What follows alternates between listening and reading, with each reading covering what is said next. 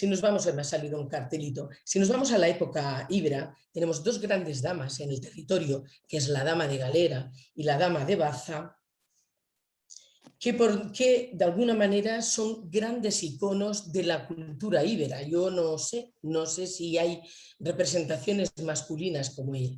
Y precisamente es curioso, creo que es este verano, se va a conmemorar hace 50 años del descubrimiento de la Dama de Baza, y en cambio hasta hace poquito no se ha reconocido que los restos pertenecían a una mujer, y básicamente porque en el ajuar, en el rico ajuar que disponía, hay 4 panoplias que son, bueno, herramientas de guerreros, y en el 1971, cuando se descubrió, era inconcebible que esto pudiera pertenecer a una mujer. Entonces creo que esto nos significa otro avance muy importante en la historia. Si nos vamos a la memoria de las mujeres en la antigüedad, en el Acci, en Julia Gemela Acci, como veis hago grandes saltos y voy haciendo pinceladas, hay varias mujeres, las epigrafías nos recogen ya varias mujeres como Caia Placia, la ciudadana Flavia Fabiana, a la que pertenece este pedestal o altar, con una rica descripción que está depositado actualmente en el Museo de Arqueología de Sevilla, y en el que ella hace como una veneración a la diosa egipcia Isis, muy, muy común en la época, y sobre todo por las familias adineradas, ¿no? Pero hemos dicho, contamos con un teatro romano, con unas termas que están escondidas, pero esperemos que algún día podamos disfrutar, y de otros elementos patrimoniales de la época romana, de la Julia Gemela Acci. Y yo me pregunto, ya que sabemos que tiene, perdonad, me vais a dejar un momentillo, ya que sabemos que hay grandes estudios sobre matronas y sobre constructoras de ciudades en la época romana y en la península ibérica, pues yo me pregunto si es mucho suponer o no, es mucho suponer que también en este espacio, en este territorio que se supone de gran relevancia en esos momentos, pues que no hubiera un número importante de mujeres que participaran en la configuración de la ciudad y del territorio, como mecenas, como matronas, matronas no, como mecenas y promotoras de arquitectura, de arte, etc. Si nos desplazamos ya a la bisagra, finales de la época nazarí y principios ya con la conquista de los reyes católicos, la llegada de los conquistadores castellanos, cristianos, en esta época, a mí me gustaría, además de tener en cuenta que es una época muy rica por la convivencia o no, más o menos, de diferentes culturas, ¿no? La judía, la cristiana, la musulmana y otras minoritarias, y que precisamente hemos dicho que son las mujeres las mantenedoras, las que procuran que se transmita de generaciones en generaciones todos los elementos que nos identifican o que identifican nuestras colectividades. Además de todo esto, yo creo que me gustaría estirar de varios hilos para buscar huellas de feminidad. Y se me ocurren, por ejemplo, si estiramos del ámbito hidráulico, con esos caños, los baños, aljibes, acequias, balsas; el ámbito religioso, primero mezquitas, luego ya las catedrales, iglesias, conventos. El político militar, donde tenemos alcazabas, castillos, torreones, fortificaciones. El ámbito comercial, el ámbito industrial y tecnológico, todo ese gran patrimonio con las alhóndigas, los hornos, los molinos, los tintes, etc. Y preguntamos rápidamente a quién visualizamos detrás de todos estos elementos que acabamos de nombrar. Yo creo que estaremos bastante de acuerdo que también vemos a los varones, ¿verdad? Pero si empezamos, por ejemplo, con el ámbito militar y describimos cualquier conflicto, cualquier guerra, estamos de acuerdo que todos vemos la típica escena que se describe, es básicamente masculina. Esta podría ser la escena del asedio de Baza a finales del siglo XV. Bueno, pero si gracias a una descripción del poeta florentino Ugolino Berino, el poeta dice lo siguiente. El poeta dice: de pie ante las puertas estaban los jinetes y la juventud armada de escudo que, haciendo uso de abundantes astas, rechazan lejos a los cristianos. Las madres, por su parte, acarrean piedras y vigas en sus hombros y los muros los llenan niños y niñas, aún doncellas, mientras que los débiles ancianos, como ante un peligro extremo, armas y estacas transportan y exhortan tanto con sus palabras como con las manos a los jóvenes armados para que defiendan a la ciudad del enemigo. Es decir, tenemos la siguiente imagen. Esta imagen creo que nos dicen cosas muy diferentes de lo que puede ser un conflicto bélico. Si además le añadimos la función que han tenido las mujeres y tienen en la retaguardia, y no solamente como sustitutas en las economías de guerra, sino como mantenedoras de unas redes, de unas emociones muy complejas y que nos llevaría a trabajar otro ámbito.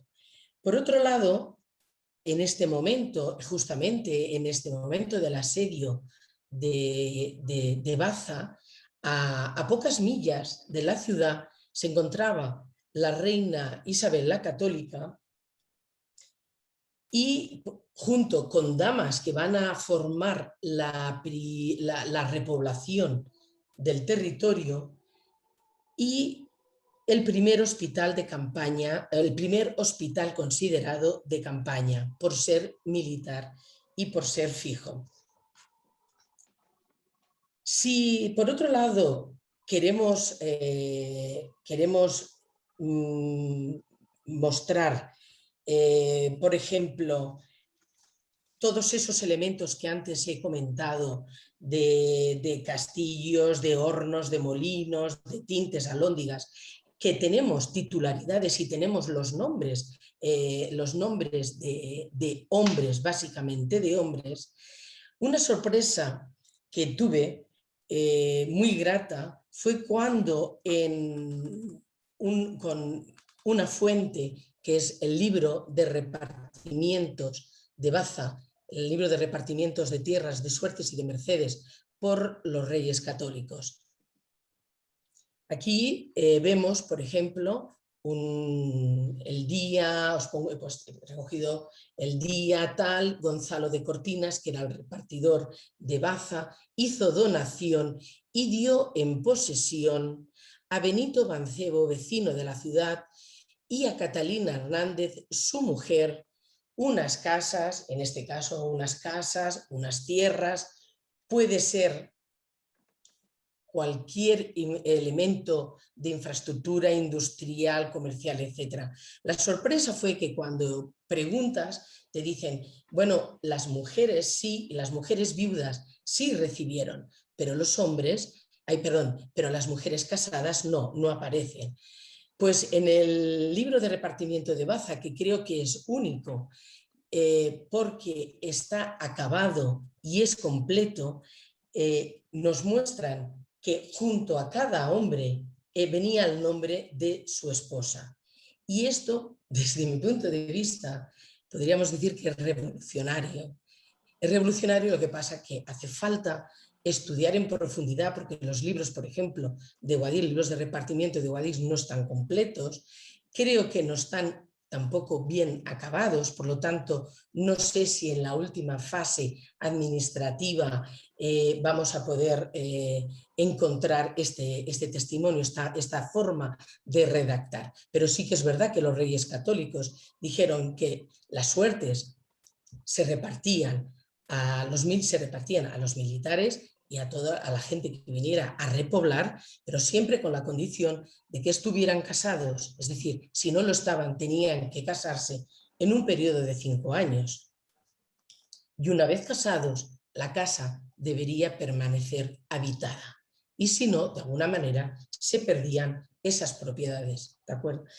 Entonces, yo creo que esto es un tema que queda abierto, que sería muy interesante poder profundizar en ello.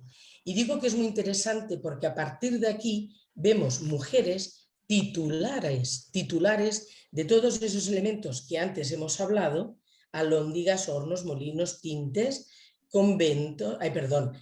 baños, caños, balsas, y que por desgracia después, cuando hacemos el cruce con las escrituras, con los fondos notariales, la gran mayoría se pierden, esos nombres de mujeres se pierden. Y esto es uno de los problemas que tenemos en el actual relato histórico. Si además pasamos a lo que son la construcción o la titularidad, mejor dicho, de casas, de cortijos, vamos a ir encontrando elementos o huellas importantes, aunque van a ser minoritarias si lo comparamos con la titularidad de los varones, ¿no?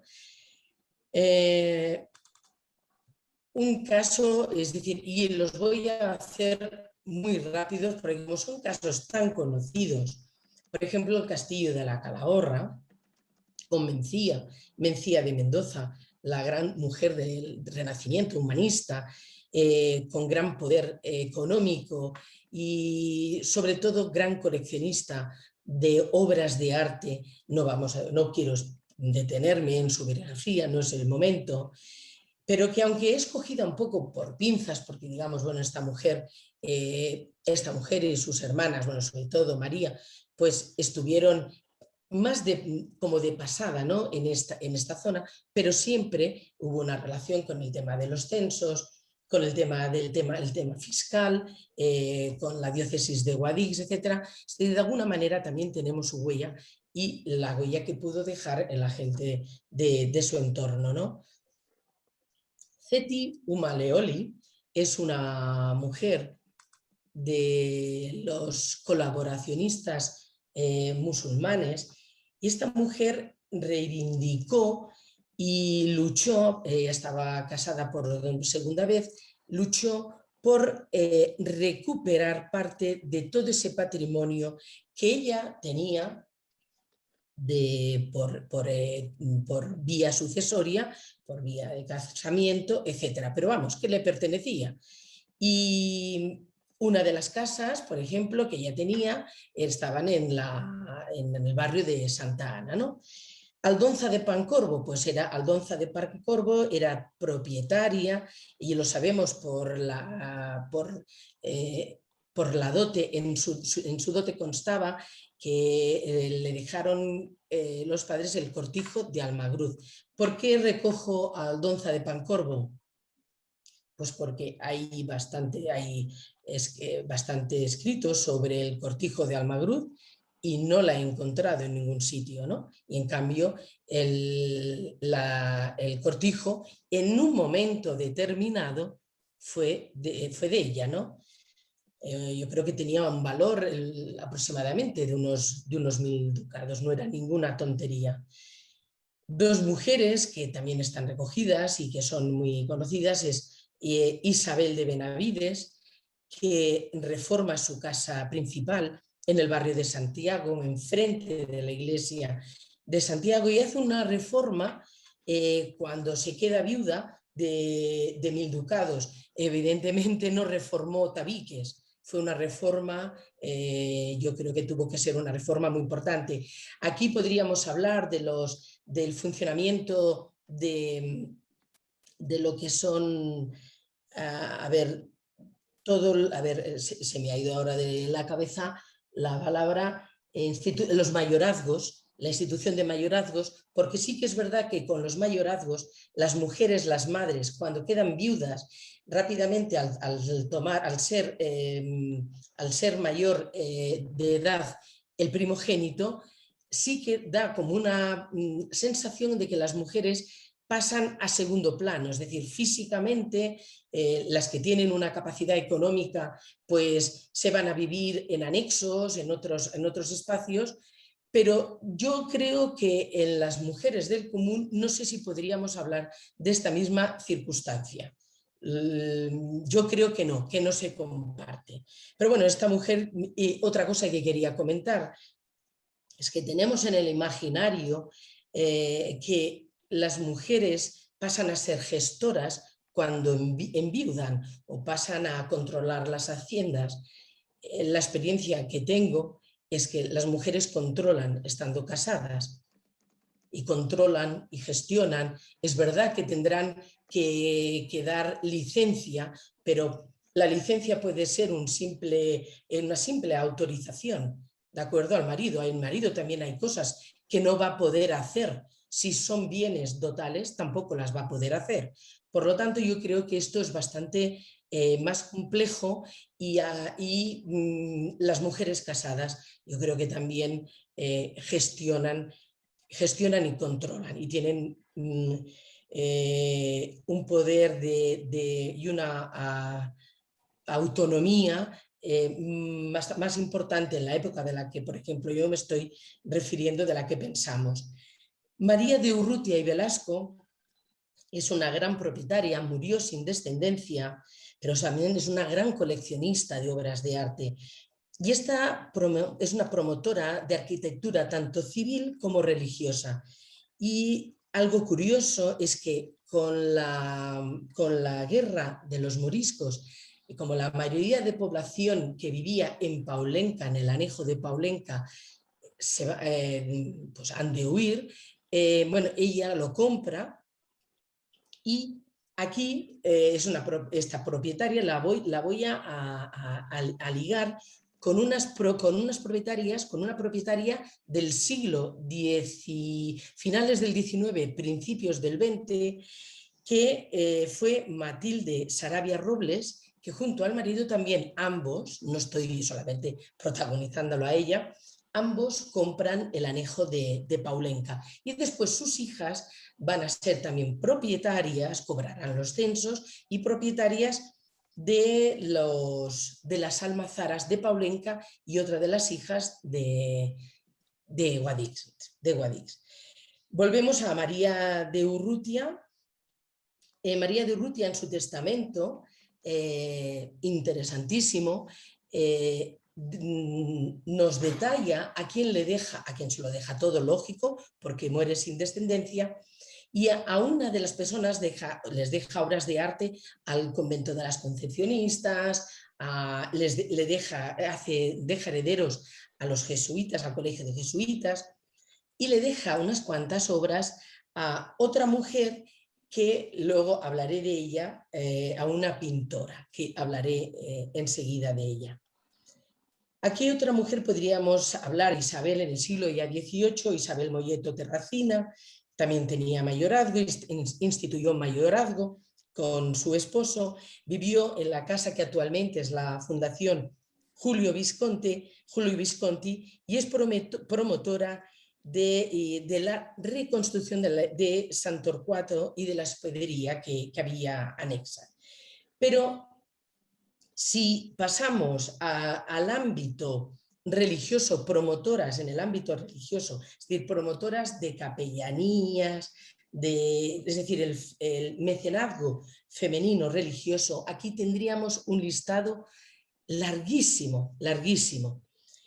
Por ejemplo, una de ellas sería, nos vamos a Baza, sería María de Luna. María de Luna es esposa de Enrique Enríquez, que era el tío y mayordomo de Fernando el Católico.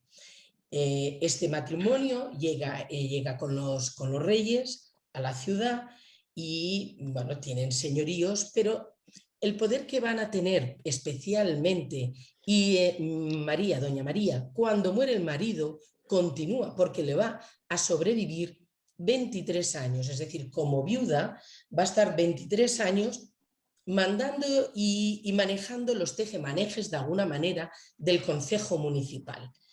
Esta mujer favoreció también la llegada de varias congregaciones, la comarca de Baza, fundó junto al marido, aquí no quiero dejarlo, fundó junto al marido también conventos y, bueno, aportó devociones y sobre todo y también la patrona de Baza, que es Santa Bárbara. Es una mujer muy interesante, creo que es poco conocida y voy a señalar que a mí me sorprendió que algunas académicas de la Universidad de Granada apenas tenían referencia de ella, cuando biógrafas de esta mujer la han considerado una representante del Renacimiento en el Reino de Granada. ¿Qué otras mujeres podríamos encontrar por aquí? Pues a María de Autoguía, también una gran olvidada y desconocida. Conocemos a su marido, ¿no? A Francisco Pérez de Barradas, como esta mujer portuguesa fue dama de la reina y también llega con todo ese gran tropel de conquistadores, y que cada uno de ellos podríamos ir desmenuzando y podríamos hacer unos árboles genealógicos a nivel económico y a nivel de promoción, yo creo que muy interesante. María de Autoguía la podemos relacionar con la iglesia de San Francisco, a Isabel de Luján, que el famoso, hay un documento en el archivo histórico de Guadix y de protocolos, que es el contrato de obra. Y no es decir, no es muy común que una mujer firme y desarrolle las condiciones de los materiales y del estilo, que en este caso el estilo es mudéjar, ¿no? Y pues bueno, Isabel de Luján nos da esta posibilidad y nos abre este otro mundo. Leonor de Herrera, judío conversa también de Guadix, también muere sin descendencia y todo ese patrimonio pues se reparte. Leonor de Herrera, yo básicamente yo creo que era una gran propietaria ganadera, era una gran propietaria ganadera, pero aquí la recogemos porque elaboró un proyecto para construir un colegio aquí en la ciudad, ¿no? Por diferentes razones no se llegó a construir, pero nos habla de, porque claro, tiene que dejar la donación bien desmenuzada, y era pues era una potentada, ¿no? No podría decir, porque a veces ponemos la más acaudalada, yo no me atrevo a decir, pero una mujer con un poderío importante. Ana Félix de Guzmán, la marquesa de Camarasa, no es una mujer accitana, pero es una mujer que optó, entre otras fundaciones, creo que fue dama de la reina Isabel de Valois, entre otras fundaciones en la Sierra de Cazorla y en Madrid, pues ella quiso invertir, como diríamos hoy, en Guadix y tras unos trámites administrativos en Roma y tal, él aportó o se le concedió que pudiera constituir el Colegio de los Jesuitas San Torcuato en Guadix con un valor de 200.000 ducados. Otra mujer sería María Pretel. María Pretel, junto con su esposo Pedro Martínez, fueron fundadores, todo el proceso de fundación lo dejamos, fueron fundadores de la iglesia y ella de una capellanía de la iglesia de Pedro Martínez. Y voy a buscar precisamente...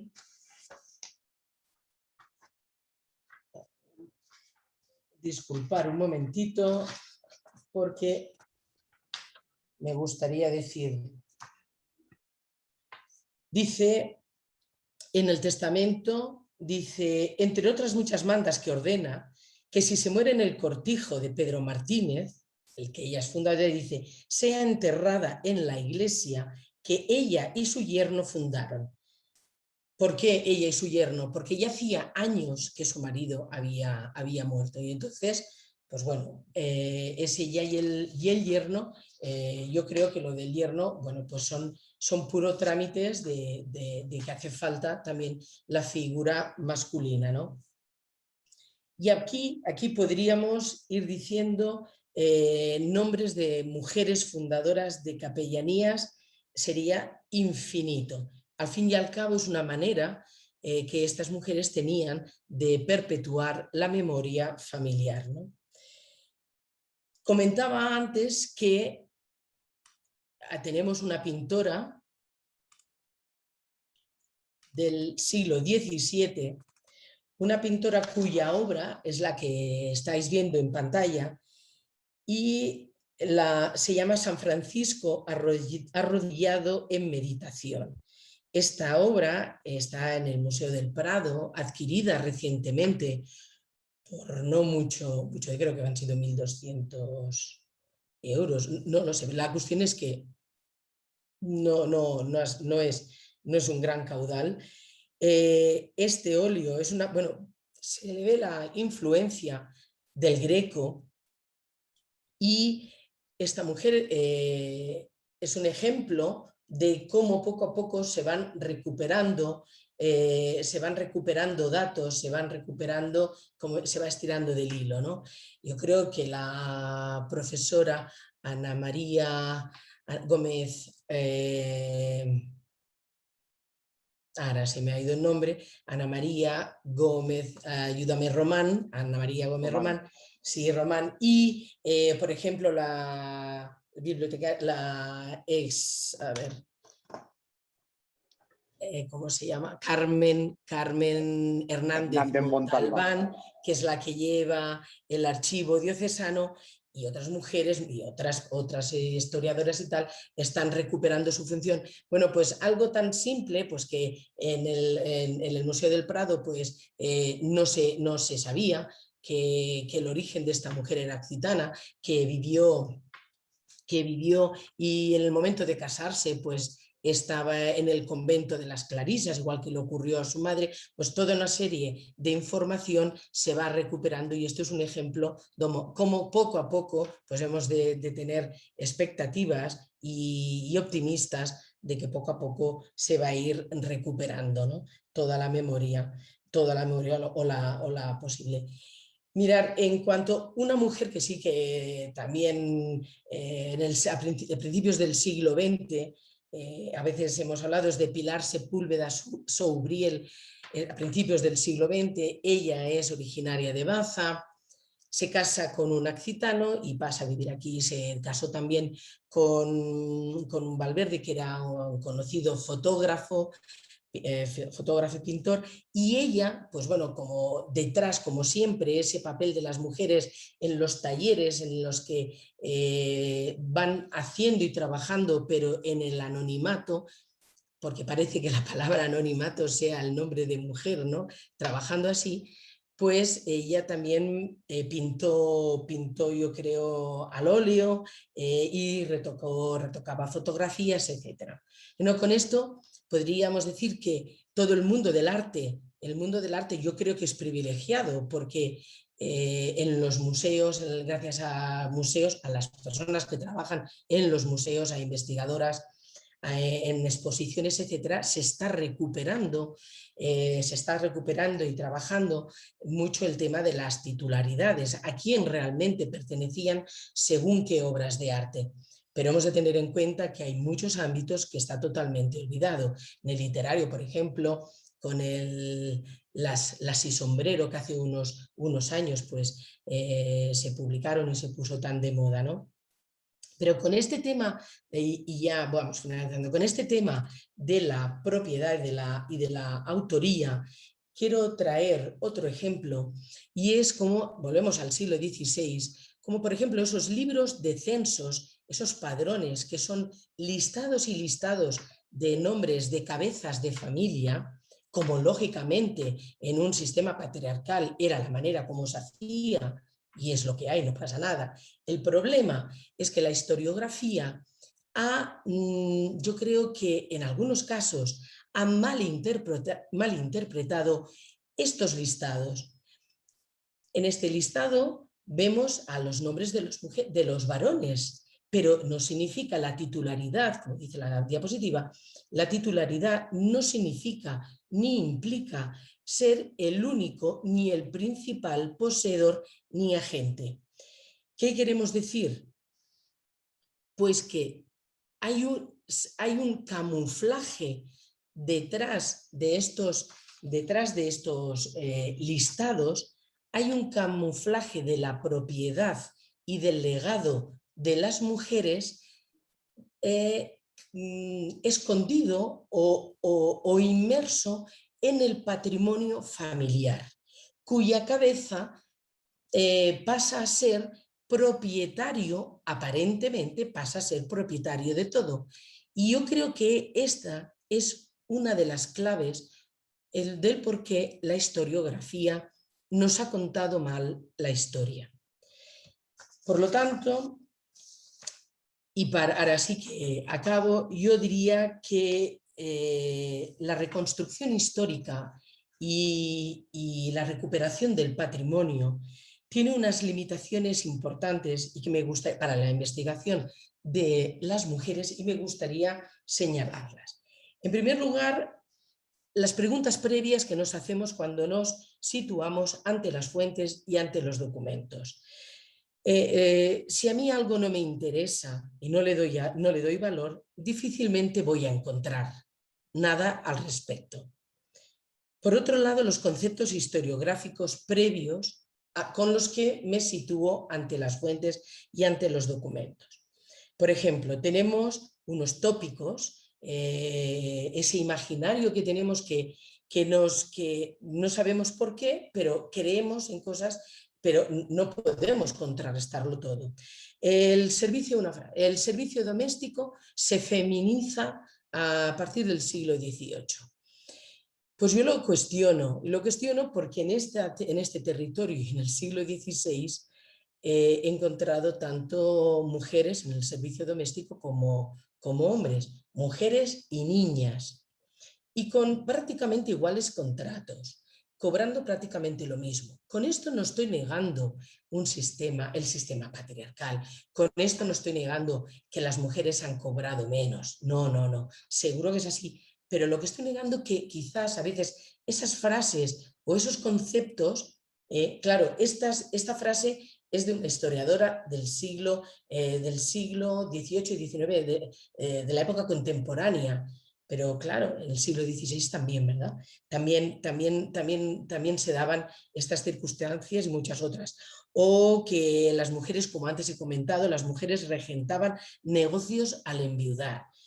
Pues hay mujeres aquí que cuando enviudan sí que vemos que están documentados sus nombres, pero nos dan conocimiento de que controlaban el negocio perfectamente, y un negocio de paños, como la casa de los lienzos, no se puede conocer de la noche a la mañana. Se muere mi esposo y yo ahora controlo. No, además hay, sobre todo, hay muchas cartas, que es un tema que voy a hacer un paréntesis, el tema sobre todo de que al analizar el funcionamiento económico del matrimonio, esas transmisiones patrimoniales que bajo el sistema de las leyes castellanas vemos todo un sistema de gananciales, el uso de las dotes, una participación de las mujeres en los instrumentos de crédito, de contratos de arrendamiento, de los obligados municipales, etcétera, etcétera, que yo pregunto, ¿cómo podemos asegurar entonces, si las vemos en todos esos documentos, cómo podemos asegurar que las grandes familias, que las grandes inversiones y compañías, que esa promoción de grandes y pequeñas infraestructuras, de obras artísticas, de ese gran capital que aparentemente es masculino, ¿cómo podemos asegurar que que su patrimonio, que su capital privado, no solamente el del matrimonio, sino el privado, y sobre todo su agencia y su industria, no estuvieran partícipes? Creo que dejo la pregunta, que cada uno pues nos vayamos contestando. La historia, por lo tanto, ha mal interpretado o ha interpretado que el propietario o el cabeza de familia es propietario de todo el patrimonio familiar, y esto conlleva un gran error. Otra cosa es el uso del lenguaje. El uso del lenguaje, yo creo que aquí podríamos establecer un debate, no sé si en este espacio, pero sabemos que es un debate que está en la calle, porque muchas personas lo consideran superfluo, ¿no? Y banal, y que no es necesario, y que lo que hace es hacer más enrevesado los conceptos y la manera de conversar. Yo, con el permiso de José Manuel, yo quizás cambiaría el título y pondría patrimonio y mujeres, o patrimonio y género, pero quizás mejor patrimonio y mujeres. ¿Pero por qué? Porque el singular nos lleva a un modelo único de mujeres. Y yo creo que esto es peligroso. Por otro lado, lo típico, masculino, femenino. Bueno, pues si no nombramos, es que, como os decía al principio, es que las mujeres no han sido capaces de construir, no han sido capaces de elaborar técnicas, por ejemplo, en el hilado, todo el mundo del hilado, de la seda y de las mujeres en este territorio es interesantísimo. Bueno, pues si no se nombran, no están. Es decir, no es lo mismo que decimos los campesinos del norte de Granada, no es lo mismo decir los campesinos y las campesinas, porque las invisibilizamos. Yo sé que esto es un tema muy complejo y muy debatido. Lo dejo. Las nuevas tecnologías yo creo que nos ayudan también a que si es importante recuperar las mujeres singulares y las mujeres excepcionales, yo creo que también es muy importante poder recuperar las mujeres como comunidad, las mujeres comunes, con nombres y apellidos, pero las mujeres comunes también. Y yo creo que las nuevas tecnologías, con los Access y los Excels y todo esto, lo va a poder facilitar. Y una pregunta que también dejo en el aire es, ¿desde siempre la genealogía ha sido masculina, patrilineal y patrilocal? Lo dejo en el aire también para el debate, y me gustaría finalizar con una frase de Herrera, pero a ver, bueno, como no la encuentro, la vamos a dejar. Si la encuentro después, la recuperamos. Prefiero que podamos empezar el debate, si tenéis cualquier pregunta, y espero no haber sido muy pesada. Muchas gracias. Bueno, muchas gracias, Maribel, por tu brillante exposición y por el amplio recorrido que ha hecho sobre las mujeres, no solamente en la comarca de Guadix, sino también en puntos cercanos y muy relacionados con la historia y, lógicamente, también con la historia cultural y el patrimonio de Guadix, como es también la comarca de Baza. Bueno, pues y también agradecerte el que hayas lanzado estas cuestiones y estas, digamos, preguntas que tan honestamente plantea, pues para generar un debate que al fin y al cabo también es un poco la finalidad de esta charla, ¿no? Es decir, que pueda tener, pues, aprovechar tu presencia aquí, pues, para generar cualquier elemento también bueno, porque son importantes, interesantes y que nos puedan aclarar conceptos, sobre todo, bueno, algunos muchos muy de actualidad y algunos todavía muy pendientes de análisis, de resolución, yo no sé de una forma definitiva por parte de la historiografía, pero bueno, en cualquier caso pues son realmente muy sugerentes y muy interesantes. Pues cuando queráis.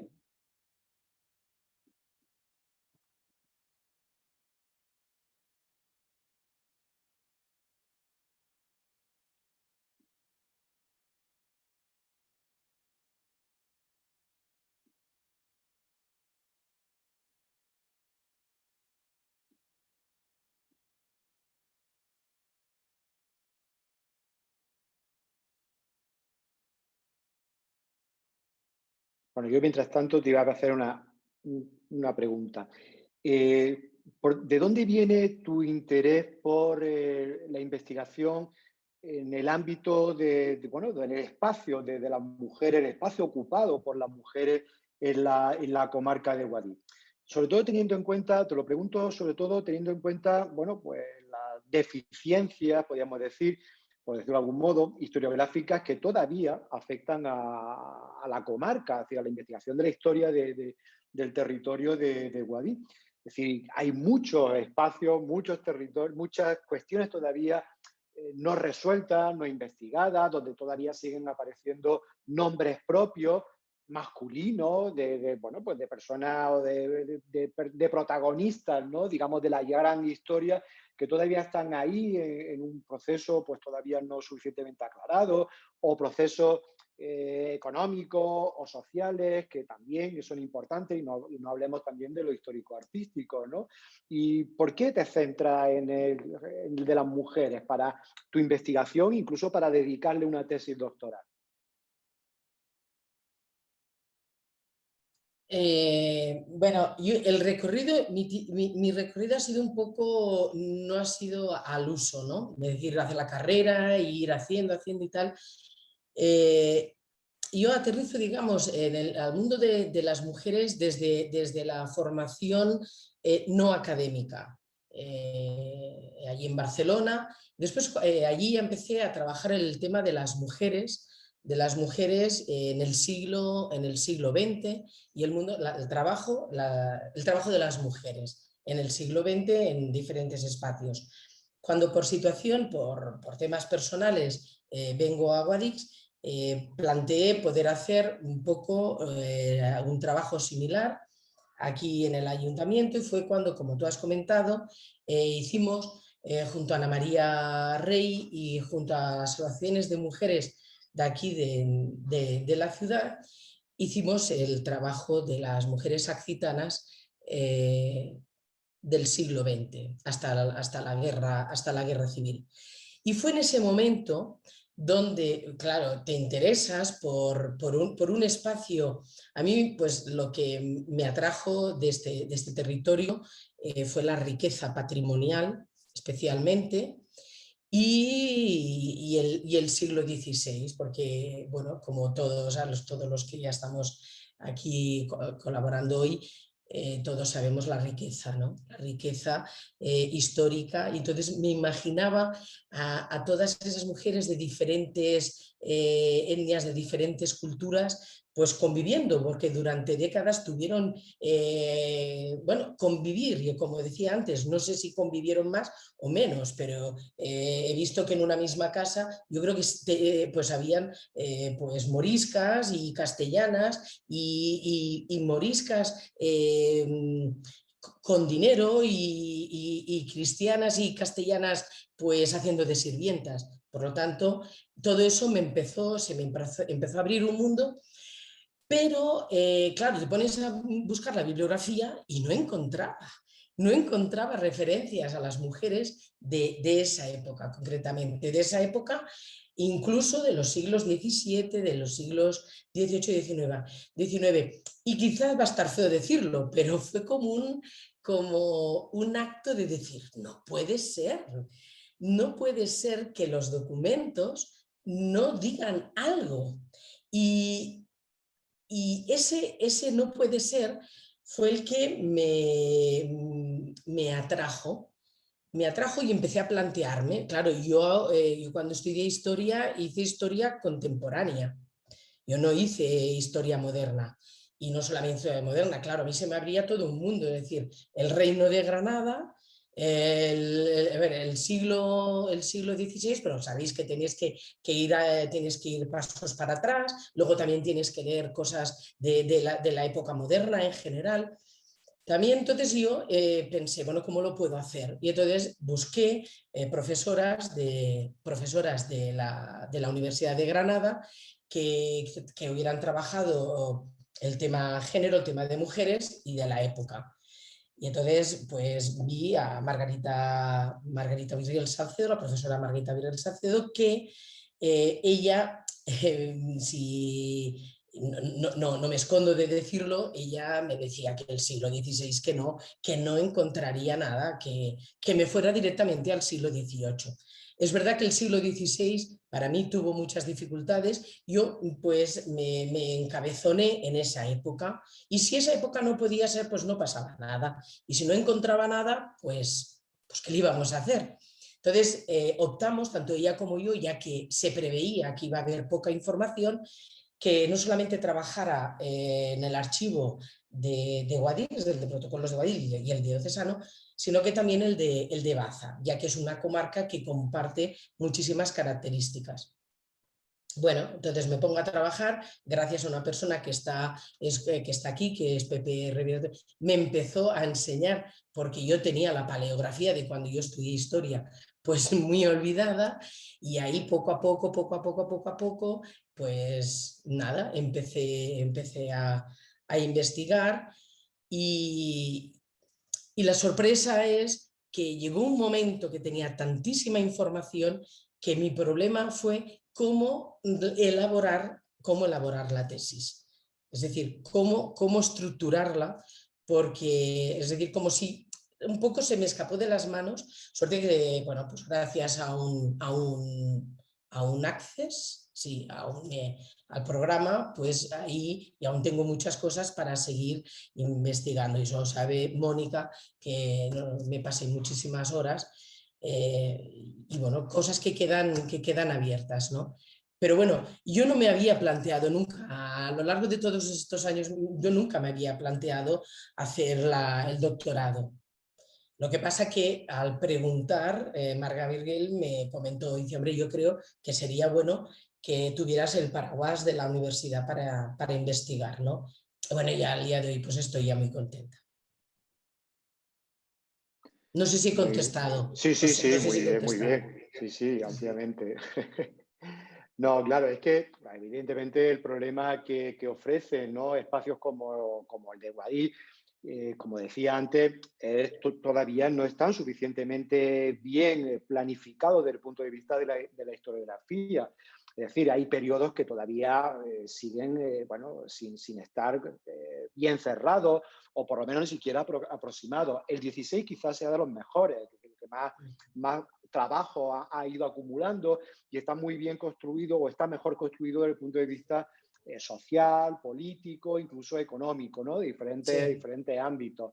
Aunque evidentemente todo el aspecto municipal, pues todo eso se nos ha perdido, al menos de momento.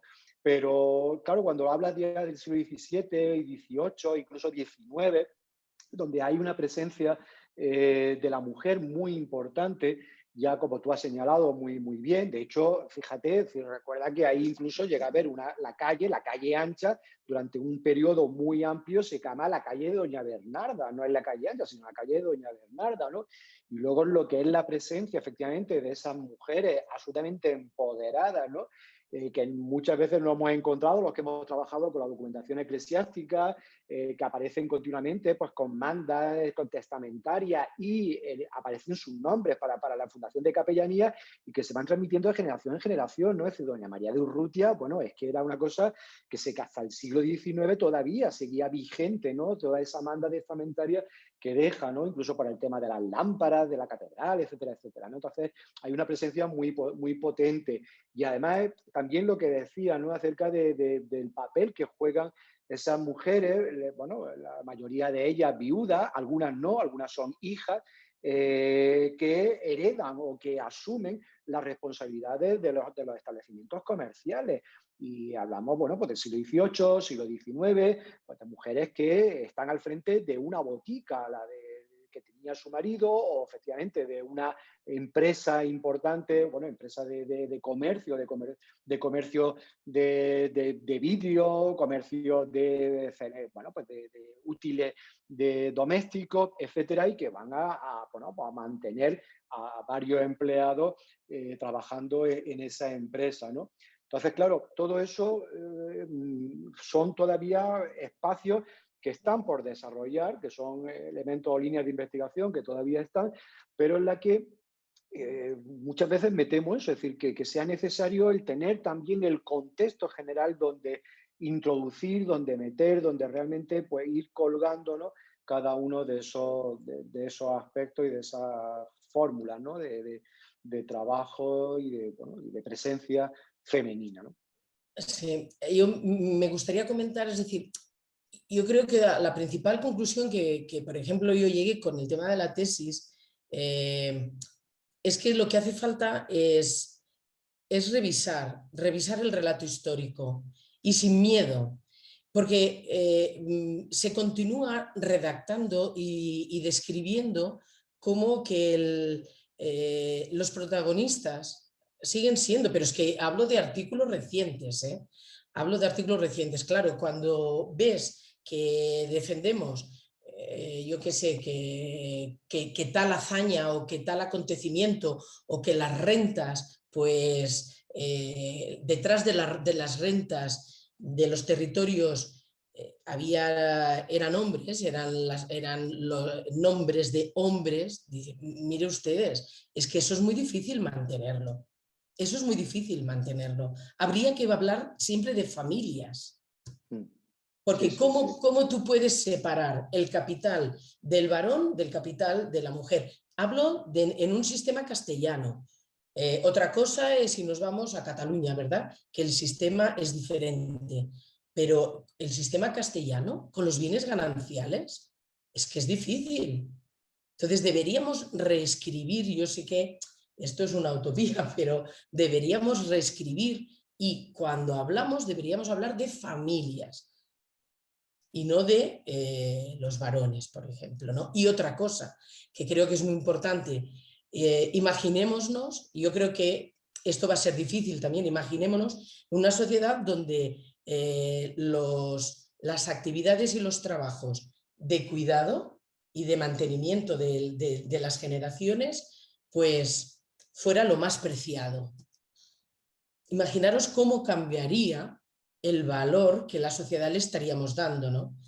Pero bueno, como eso no tiene importancia, pues seguimos valorando y enfatizando un mundo pues que pertenece a unos cuantos, al resto no nos sentimos representadas. Y con esto no quiero ser radical ni decir que hay que cambiarlo todo. Bueno, las cosas se tienen que ir haciendo poco a poco, pero como el tema del lenguaje parece una tontería y yo sé que hay gente que no quiere ni oír hablar de masculino y de femenino o singular y plural, pero yo creo que deberíamos ir poco a poco, ir cambiando conceptos. Sí, además, efectivamente, al hilo de lo que ibas diciendo, me iba acordando evidentemente de que ese concepto de familia, de linaje, estaba tremendamente asentado durante la Edad Moderna, con lo cual efectivamente te hace plantearte cuándo empieza ya a cambiar el paradigma, ¿no? Y a, bueno, podría decir a masculinizarse, porque algo tan simple como el de la presencia heráldica. Es decir, cuando vemos las casas, cuando vemos las casas señoriales de, pues, de Guadí o de cualquier casa de la comarca, normalmente nos encontramos con dos escudos, a izquierda y a derecha, sobre la puerta. Pero esos dos escudos, ¿por qué son? Porque son el escudo del varón y el escudo de la mujer. Es decir, lo que están demostrando es el prestigio de esa alianza de linaje que vienen necesariamente de un lado y que vienen de otro. Pero es que dentro de ese escudo muchas veces se va subdividiendo en otros cuarteles que también forman parte de los diferentes linajes que han ido llegando, es decir, del abuelo, pero también de la abuela. Y cómo luego en el interior de las casas, bueno, eso lo vemos desde el Palacio de Villalegre o lo vemos, por supuesto, en el Palacio de Peñaflor, donde aparecen todos los apellidos procedentes, y uno de ellos además muy destacado, el de María de Autoguía, pero es que lo vemos incluso hasta en el siglo XVIII, por ejemplo, en la casa de los Pérez Pastor, ¿no? Donde está muy clara la presencia tanto de Pérez Pastor como de Isabel Molleto, que además es la que tiene el dinero, ¿no? Pérez Pastor Sí. aporta un poco esa nobleza, ¿no? Un poco extraña, pero Isabel Molleto es la que tiene el dinero, ¿no? Con lo cual, claro, todo esto era cosa también que efectivamente, que dentro de lo que era la visibilidad que tenía desde el punto de vista externo, urbano, la presencia de la mujer está incluso manifestada ahí, ¿no? Y que hasta que se llega a perder. Mira, yo, José Manuel, creo que alguien ha pedido la palabra. Si me dejáis nada, un segundo, un ejemplo de cómo se puede, de cómo desaparecen esos nombres, una dote, un conflicto que hay con una tierra aquí en Guadix, siglo XVI. La tierra pertenece a la dote de una mujer, María de Benavides. Bueno, pues hay todo un protocolo extensísimo, densísimo, que ella, su nombre solo aparece al principio y llega un momento que ya tú ya no sabes de quién están hablando. Habla el marido, habla el padre, habla el hermano, se habla de censos, se habla de conflictos, bueno, es que es un protocolo muy extenso.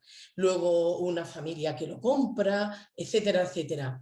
Su nombre sale solo al principio, cuando se dice que la tercia de Mecina pertenece a la dote de María de Benavides. Y ya está. Claro, depende cómo tú cojas esos protocolos y esas escrituras, es que no te enteras. Ese nombre desaparece. O cuando hablan de los obligados de la carne de Guadix, los obligados, la gente, los responsables, ¿no? De que hubiera la carne en esa época, pues ponen el nombre del obligado, del hombre, del comerciante y su esposa. Claro, es que ahí ya la has perdido. Si tenemos la suerte que el escribano o el notario lo quiera recoger, muy bien, pero si no, ya la has perdido. Sí, Y sí. ya me callo. Y ya das paso. ¿Alguien ha pedido la palabra?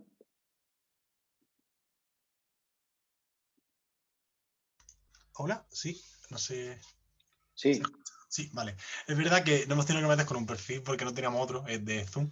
Como la otra vez fue por Meet, así un poco. Bueno, yo soy Rafa y él es Fer. Los dos estamos participando de forma individual en este curso.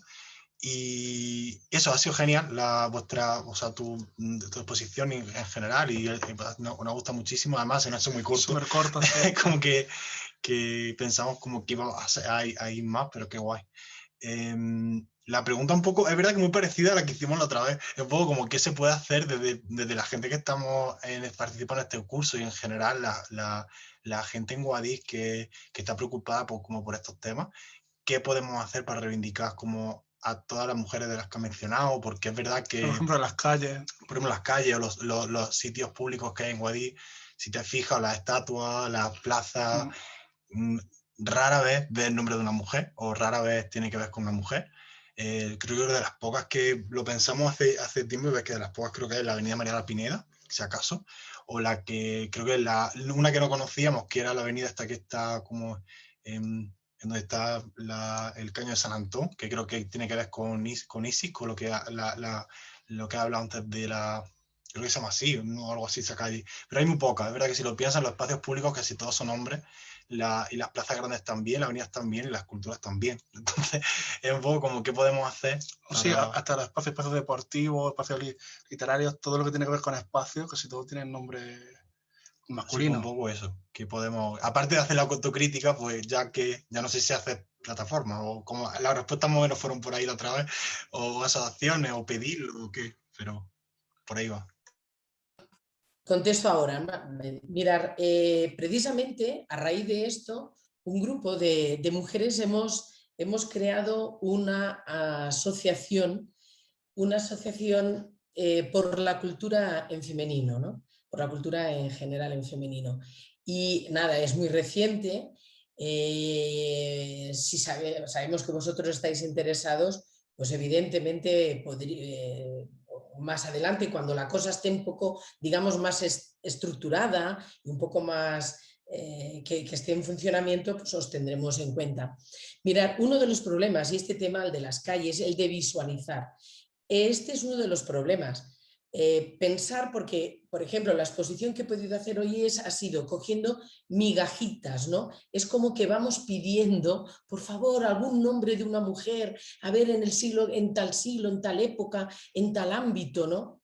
Hombre, es que no puede ser, es que debemos cambiar la manera de entender el papel de las mujeres a lo largo de la historia.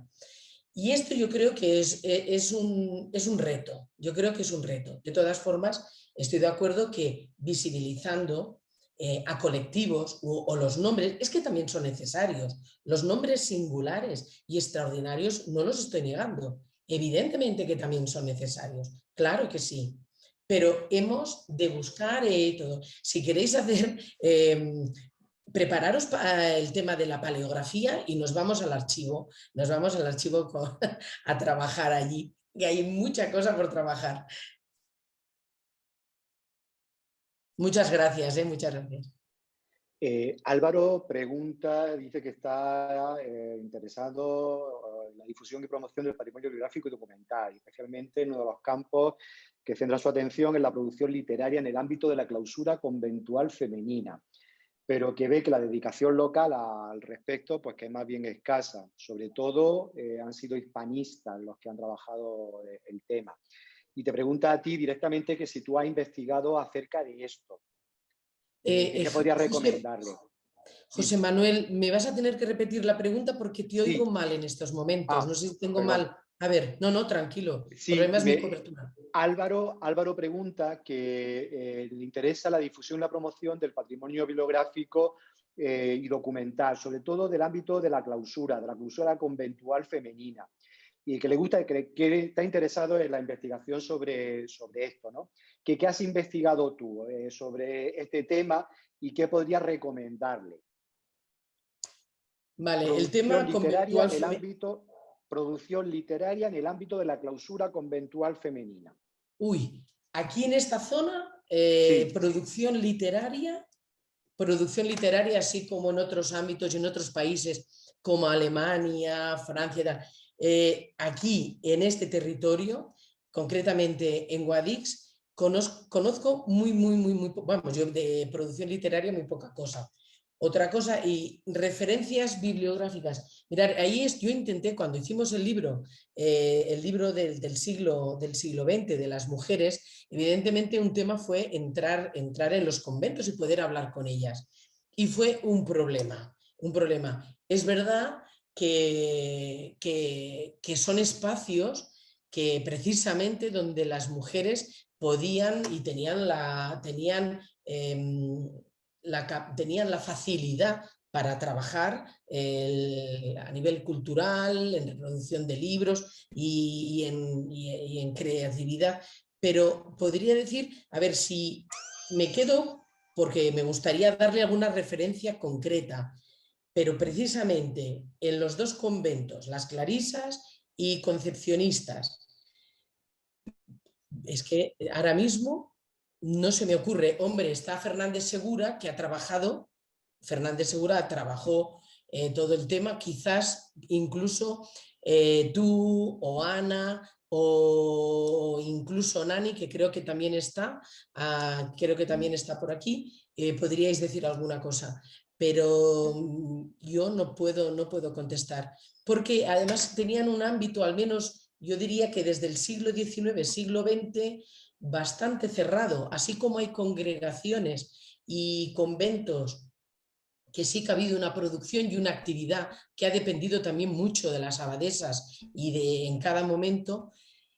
Las de Guadix desconozco realmente.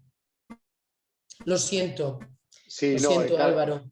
sí, es verdad que además, pues, si es solamente el tema de Guadix, el ámbito de Guadix es complejo, es decir, ya costó Dios y ayuda, nunca mejor dicho, inventariar el patrimonio artístico de los dos conventos femeninos, pues ya el patrimonio que era documental y archivístico, nosotros que entramos, yo no lo llegué a ver, es decir, me quedé con las ganas, ¿no?, de ver, bueno, el material que tenía. Sé por referencia, precisamente por Fernández Segura, que no era tampoco un patrimonio documental especialmente amplio y el literario tampoco, pero estoy seguro de que algo habría, es decir, lo que era ese tipo de actividad literaria interna, muy de, bueno, pues como otro tipo de actividad relacionada quizás con el bordado y con otro tipo de, bueno, pues de actividades, ¿no?, propiamente conventuales, seguro que la hubo y seguro que la hay, ¿no? El problema ahora mismo, en este momento, es la accesibilidad a toda esa documentación, que probablemente ya ni siquiera esté en Guadix, la mayoría de los casos. Y a nivel general, pues tampoco sabría decir, no es un tema que haya trabajado realmente, pues no sé si a nivel general, bueno, depende, porque los que han trabajado conventos en particular, pues sí es verdad que han sacado, ¿no?, investigaciones relacionadas de forma tangencial con la actividad del convento, pero no sé, desde el punto de vista particular. Perdona, José Manuel, a nivel general, sobre todo de la Edad Media, sí que hay bastante cosa. Tenemos a María Milagros Garreta, Rivera Garreta, y muchas otras autoras que conocen el tema, y ya os comentaba, en otros territorios.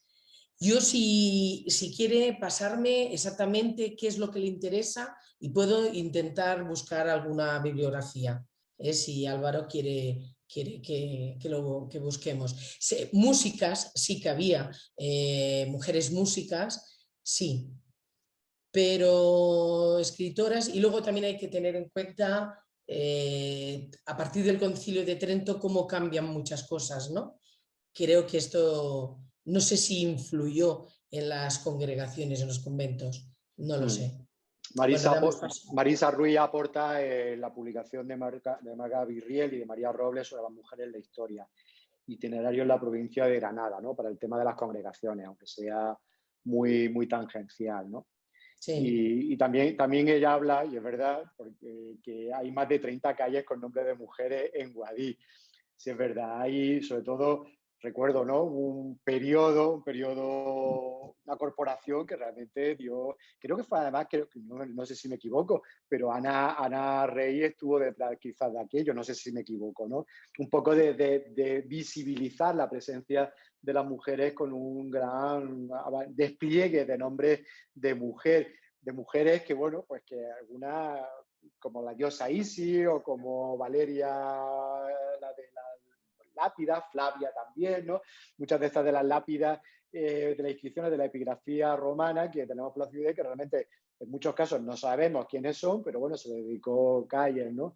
Me dice también Victoria Kent, Margarita Sirgusi, sí hay nombres de mujeres, pero bueno, es decir, que eso no tiene... Lo que pasa es que, José Manuel, yo intentaría, estos nombres que has dicho, la diosa Isis y tal, yo intentaría buscar de aquí, o que yo creo que claro. Sería, por ejemplo, si sabemos que Fabiana era la mujer que encargó ese pedestal, pues a ella, pero la diosa Isis la compartimos a nivel universal, ¿no? O a Victoria Kent también. Entonces yo creo que sería interesante centrarnos más en este territorio. Lo que pasa que va a ser difícil, o sobre todo hemos de cambiar el chip y hacerlo no tanto a mujeres, como hemos dicho, que también lo vamos a hacer, porque también es verdad que a través de mujeres concretas podemos hablar de situaciones y podemos hablar de otros ámbitos. Es decir, a partir, si lo que tenemos son nombres propios, pues no pasa nada, cogemos el nombre propio y a partir de ahí se habla se extiende a las mujeres en común, ¿no? Por ejemplo. Bueno, y luego también tenemos Bueno, otro elemento también de la gran historia, por decirlo de algún modo, ¿no? Es decir, que es también la afirmación del cristianismo en la comarca y por extensión ya en todo el territorio, Luparia. tradicionalmente está por la forma de Luparia, ¿no? Que Me era la he olvidado. una Sí. mujer muy Sí, empoderada, ¿no? Entonces ya, sí. digamos que la tradición construye, ¿no? La figura de Luparia como esa patricia, gracias a la cual el proceso de conversión que realiza ella y todo su casa, ¿no? Dice, pues realmente permite avalar, ¿no? Al cristianismo como la nueva religión, o como una religión que empieza ya pues, a hacerse mayoritaria, ¿no? bueno, es que no encuentro para levantar la mano, así que levanto la Es voz. que sí, No lo encuentro en mi ordenador. vale, Bueno, levanto la voz en vez de la sí, mano. Ya está. Lo que estabais diciendo de las calles, bueno, de las calles con los nombres de aquí, es verdad que se debe esta historia se debe al paso de Ana María Rey por el ayuntamiento. Y sí que hay nombres y calles y plazas con nombres de mujeres de Guadix. La plaza de Santa Luparia lleva el nombre de Santa Luparia y es una de las plazas más bonitas de la ciudad. La calle Reina Isa no es una calle secundaria. Hay un montón de calles. También tenéis que considerar que una vez que están las avenidas principales nominadas, ya nominadas, no se puede cambiar el nombre. Por una cuestión de respeto, no podemos quita a Pedro de Mendoza para poner el nombre de él. Es un absurdo más que se ha ido haciendo a lo largo de la historia. Entonces, es verdad lo que dice la gente de la Federación Arcoíris, que parecen calles muy secundarias, pero eran conforme se van abriendo calles nuevas, es cuando se van nominando y sacando del cajón esos nombres. Sí hay nombres. Las poetisas andalusí de Guadix también tienen su calle. Es que tampoco hay tantos nombres tan definitivos y tan definitorios en la historia de Guadix. Y ya veréis que son cada vez más pequeñas las calles que se empiezan a nominar, porque las grandes es que ya están nominadas. Aparte de que, bueno, José Manuel lo sabe porque lo padeció igual que yo. Hay también grandes hombres en la historia y grandes mujeres que cuesta mucho trabajo, a veces por historias que son inexplicables, pero que están ahí y cuesta mucho trabajo nominar una calle. Pero sí que hay nombres de mujeres y de mujeres de Guadix, no de mujeres solo de fuera, de mujeres de Guadix. Tampoco en ese momento se quiso decir, yo he dicho más de 30, pero creo que fueron 70 de una tacada, ¿eh? O sea, no creo que fueran más de 30, fue una auténtica barbaridad, un pleno lleno además de muchísima controversia, porque pues nuestros municipios en ese momento no estaba la ley, la paridad impuesta en la nómina política y no había más hombres que mujeres. Eso no quiere decir que la importancia de las mujeres, efectivamente, como Maribel dice, y además no solo las mujeres, los nombres femeninos que ha sacado Maribel, que son nombres particulares, para mí hay una serie de nombres que son los que, esto lo hemos hablado muchas veces, que son los que forman el colectivo de mujeres, que para mí son los realmente importantes, los del colectivo de mujeres y son los que yo pretendo, y Maribel y muchas mujeres que trabajamos en esto, pretendemos que salgan a la luz los colectivos que están ahí, esas mujeres que muy bien ha representado Maribel en su exposición, soportando en el asedio a esa muralla, soportando y llevando materiales para luchar contra el asedio, esas mujeres, ese colectivo importantísimo, es el que debemos dar visibilidad porque se pierde.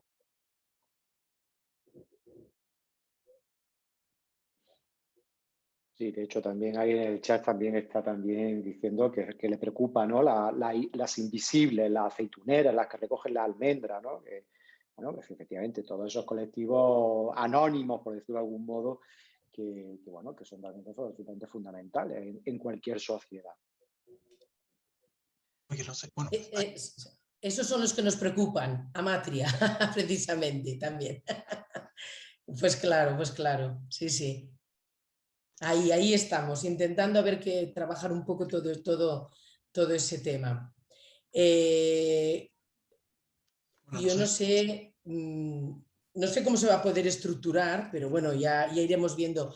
Estaba pensando, leyendo el que hablaba de literatura, a partir de María Milagros, te lo he comentado, Rivera Garreta, y bueno, todo lo que era Teresa de Jesús y tantas otras, a partir de ahí ir estirando.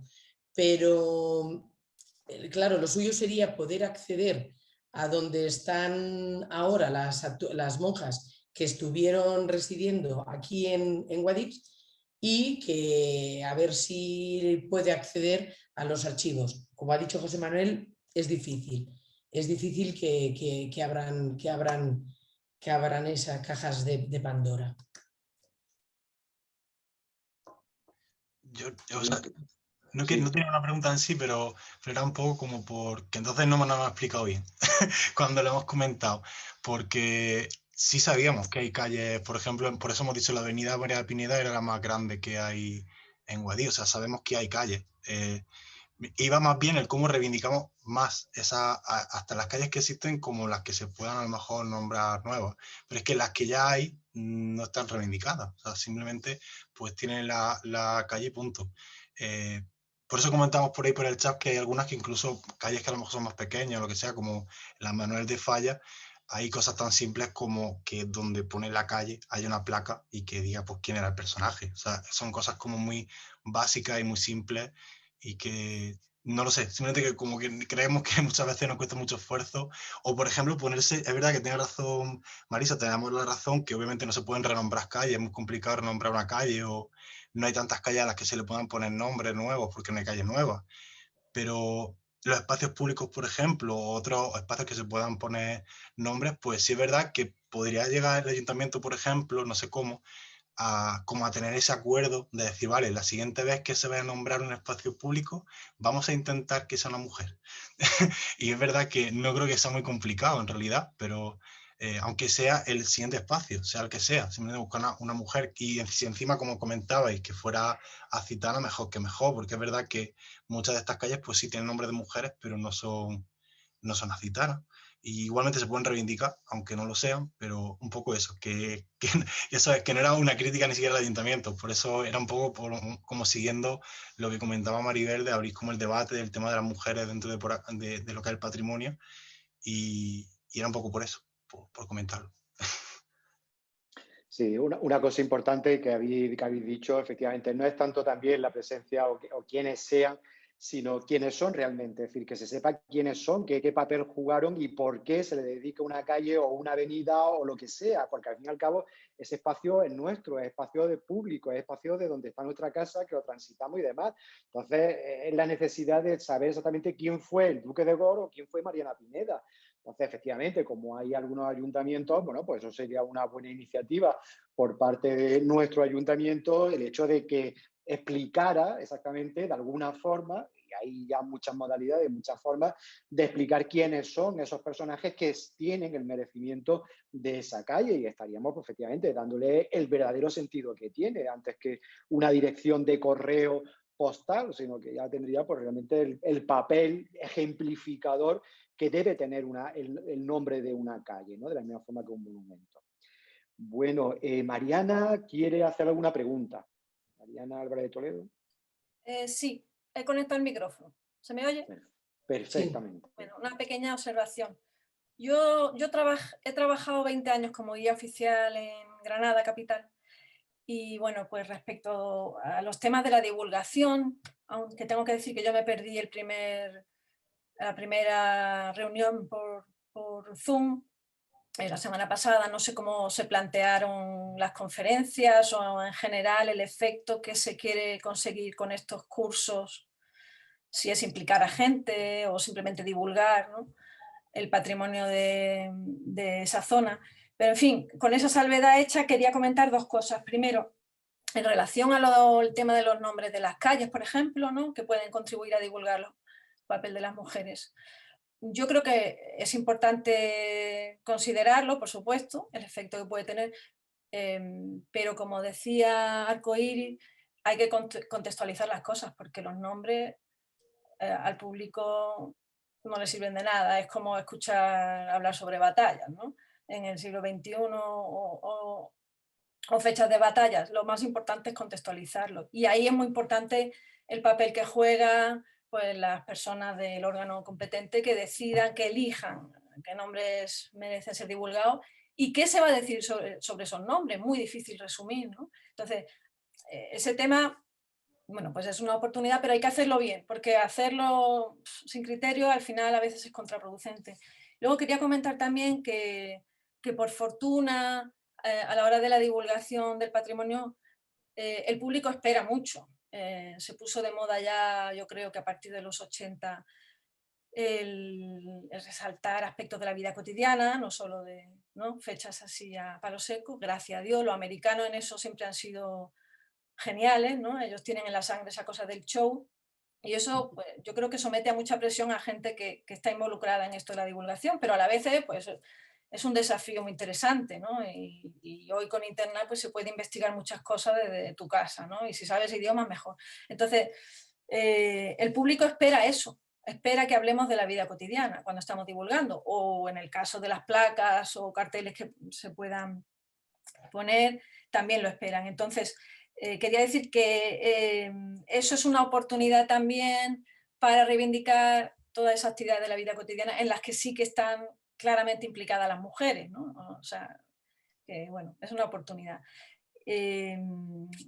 Pero en la historia, en la divulgación de la historia o del arte, hay que estar siempre repitiendo cosas.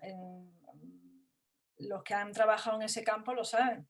La gente te sigue preguntando si Isabel la Católica se lavaba. O sea, nos quedamos atascados en los lugares comunes. Yo creo que los historiadores también han tenido mucha culpa en eso. No soy historiadora, yo vengo más de otros campos, entre ellos la antropología social, pero cuando se tira uno 20 años estudiando, ¿no?, y investigando para poder trabajar, ¿no?, y pillando de muchos sitios, te das cuenta que mucho de lo que se ha divulgado, a mí me parece, desde mi posición de no historiadora, que ha sido hasta hace poco mucho copia de lo que hicieron los historiadores del siglo XIX, ¿no?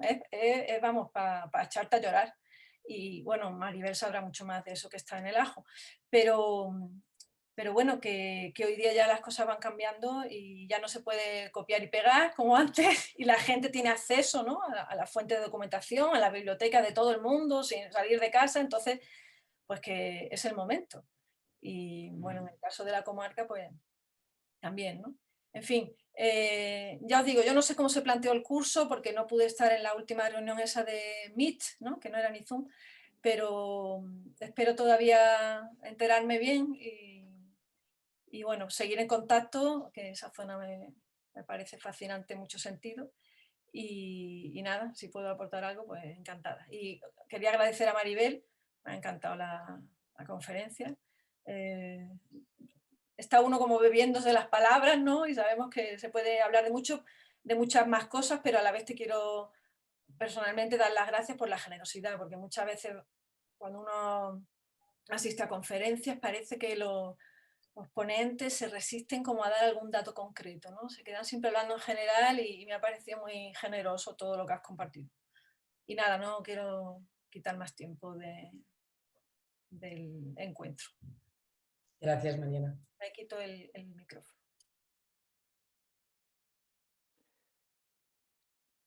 Bueno, Mariana, yo te puedo decir sobre el tema del curso y la intención del curso, lógicamente no es tanto la de, bueno, es una doble finalidad. Por un lado, la de divulgar el conocimiento del patrimonio cultural de Guadix, de la comarca de Guadix, y al mismo tiempo también animar, ¿no? Como, bueno, pues como efectivamente estamos viendo ya en algunas de las intervenciones y en algunos de los participantes, también algún tipo de acción de todo lo mucho que se puede hacer. Acciones tanto a nivel de reivindicación como a nivel de investigación, también a nivel de conservación, ¿no? De hecho, también ese también es el sentido de que al final del curso no solamente sea bueno, pues ir viendo los vídeos y haciendo los cuestionarios, sino que al final haya también una propuesta en la que trate de condensar de una forma mínima, pero por lo menos, bueno, pues lo más sucinta, pero también clara posible, cuál sería, a juicio pues, de cada uno, la posibilidad de desarrollo del territorio utilizando el patrimonio como recurso, el patrimonio en su conjunto, por lo menos el mayor número de recursos patrimoniales, ¿no? Y esa es la finalidad fundamental de este curso, es decir, justamente la de ir creando esa conciencia patrimonial en torno pues, a un territorio y a una serie de recursos que todavía pues, no están lo suficientemente revalorizados, ¿no? Bueno, yo puedo decir algo, José Manuel. Bueno, lo primero, darte las gracias a ti por organizar el curso y dar las gracias a Maribel. Me he quedado flipando y además ha despertado, como siempre, mi curiosidad, esa cantidad de nombres de mujeres con ese papel tan relevante que habría que mirar. Y yo, desde mi punto de vista, creo que es muy importante que se tenga en cuenta. Tú has dicho ahora mismo, no sé la palabra exacta, José Manuel, se me ha olvidado si es sensibilización o concienciación hacia el patrimonio. Entonces, no quiero que perdamos de vista la educación. Yo creo que ver el patrimonio de otra manera, como dice Maribel, desde la perspectiva de género, se tiene que, o desde la igualdad, o desde el punto de vista de las mujeres, teniendo en cuenta, implica muchos cambios muy difíciles, pero que poco a poco se pueden hacer.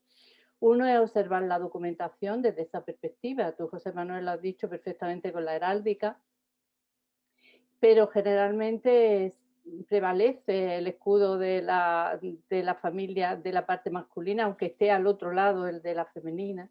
Y creo que cuando se consulta la documentación hay que ponerse, como dice una amiga mía que fue la primera, hizo su tesis doctoral de la mujer en la arqueología, que se llama Antonia Luque, dice que hay que ponerse la gafas de ver a las mujeres dentro de la historia y de los documentos. Y entonces investigar desde esa perspectiva.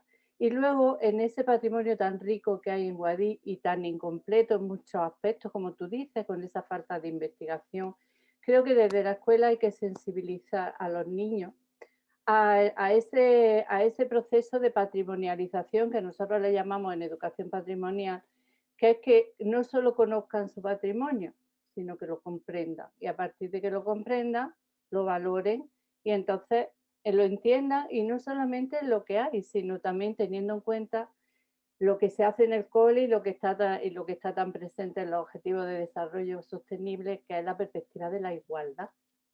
Entonces, ahí habrá que trabajar desde muchos ámbitos y desde muchos niveles para ir consiguiendo no solo visibilizar esos personajes singulares que nos ha contado Maribel, sino también esos colectivos de mujeres que tanta influencia han tenido, por ejemplo, en la guerra civil, donde se quedaron en la retaguardia construyendo, o sea, manteniendo a la familia, cosiendo uniformes, actuando a veces de enfermeras sin serlo. Creo que es muy importante cambiar el chip en todos los sentidos, en el lenguaje, en la forma de mirar la documentación, en la forma de enfrentarse a la historia y no repetir los mismos estereotipos que vamos repitiendo año tras año en los libros de texto, en la escuela, en el instituto, en los másteres, todo vamos repitiendo. Entonces, eso implica quizá un cambio de paradigma, yo lo entiendo, pero si queremos trabajar en igualdad, pues creo que es necesario. Y nada más era daros las gracias, y las preguntas pues tendría 1000, porque para mí soy un pozo de sabiduría, todos vosotros. Pero en fin, creo que aportar esa pequeña perspectiva desde la educación pues también es importante. Gracias, Nani, y completamente de acuerdo. Evidentemente esa es la finalidad principal, sobre todo porque los jóvenes, y no nos cansaremos de decirlo, al fin y al cabo son los que hacen los territorios y en un momento como el que estamos, con estos riesgos de despoblación tan importantes, una de las formas bueno, pues de erradicar a esa población joven en su territorio es sintiéndose orgulloso del mismo, de estar ahí, de que, bueno, sí, que tengan que estudiar, formarse fuera, pero que vuelvan al territorio y que porque se identifiquen riqueza, con él. claro. Por eso. Entonces, ese cambio de chip es lo importante y es lo súper difícil, pero bueno, yo creo que poco a poco se irán haciendo cosas y se conseguirá. Así que muchas gracias. ¿Más preguntas, cuestiones? ¿Queréis plantear? Bueno, pues nada, pues agradecer nuevamente a Maribel pues su generosa aportación al curso con esta charla tan sugerente y que abre tantas perspectivas como ya imaginamos desde el principio, de investigación, de análisis, sobre todo también de reivindicación, ¿no? Es decir, de ese papel de la mujer o de las mujeres, efectivamente, en el ámbito comarcal. Y nada más, bueno, pues si os indico que mañana hay una mesa redonda y una actividad también por la tarde, que creo que se ha mandado el enlace a través de Google Meet, por si os interesa pues, asistir y verla, bueno, pues será también, espero que interesante, sobre todo el tema del patrimonio y el turismo, ¿no? Que un poco, aunque no forma parte del curso, pero bueno, sí, digamos que dentro de la temática pues viene bien y tenemos la oportunidad de participar también en ella. Y nada más, pues que tengáis un buen comienzo de fin de semana o de lo que sea. Bueno, nos vemos. Muchas gracias a todos. Gracias, José Manuel. Chao. Maribel, hasta luego. Hasta luego, José Manuel. Muchas gracias. Hasta luego. Buenas tardes. Gracias a todos. Buenas Hasta luego. tardes. Adiós, Adiós y gracias. Chao. A vosotros. Adiós. Chao.